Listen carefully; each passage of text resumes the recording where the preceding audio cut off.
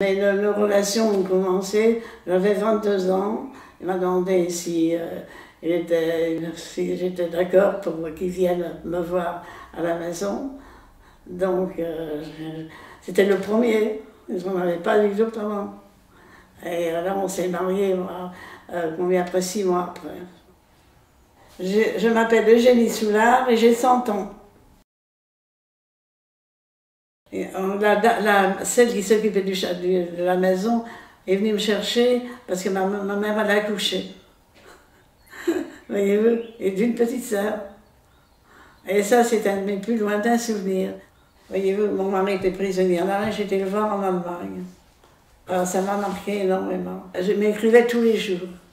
Tous les jours, j'avais une lettre. Vous imaginez un peu. Et alors, il avait un camarade qui était à Paris. Donc, alors, de Paris.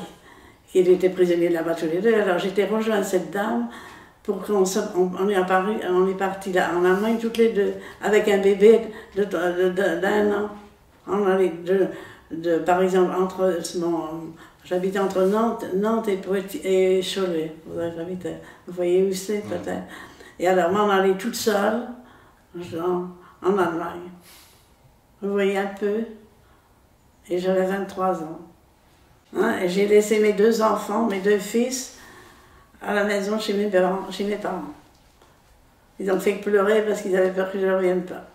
Il faut vous dire que j'étais vraiment, comment je veux dire, il fallait vraiment être sûr de soi pour s'en aller là-bas à l'époque où c'était, hein, parce que j'allais jusqu'en Allemagne. Et vous savez, on m'avait dit, vous savez, quand ils m'ont donné mon billet, ils m'ont dit, vous savez, je ne sais pas si vous reviendrez. Oh, mais il y en a, vous savez, on ne peut pas choisir vraiment, parce que ça a été une grande joie. Imaginez-vous, on ne s'était pas vu. Il y avait déjà quelque temps qu'il était prisonnier quand j'étais le rejoindre là-bas. Donc tomber dans ses bras, c'était, vous savez, c'était émouvant. J'aimais lire énormément parce que j'aimais beaucoup, je lisais énormément, mais c'était surtout des romans.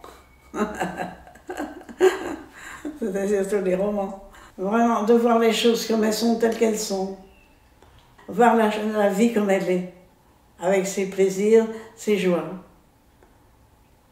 Voyez-vous? Parce que on ne peut pas avoir que l'un ou l'autre. Personne n'a que il n'y a pas de personnes qui n'ont absolument aucune joie. Et l'inverse, c'est pareil. Vous savez, quand on sait les apprécier, les moments de joie. Pour moi, c'était là, quand j'ai retrouvé mon mari, vous avez compris comment. On est tombés dans les bras l'un de l'autre à la sortie de la caserne et puis on pleurait comme une madeleine tous les deux.